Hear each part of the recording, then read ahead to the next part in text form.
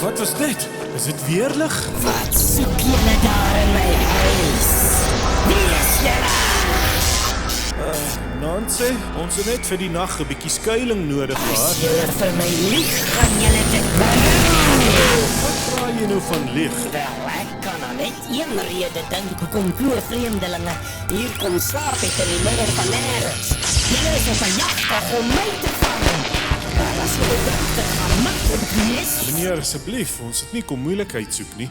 Ons het regtig net 'n rusplek nodig gehad vir die nag. Môreoggend vertrek ons alweer. is jy seker daarvan? Ek dink nog steeds julle soek net 'n robotslaaf. Nee, dit is nie so nie. Ons weet nog nie eers wie jy is nie.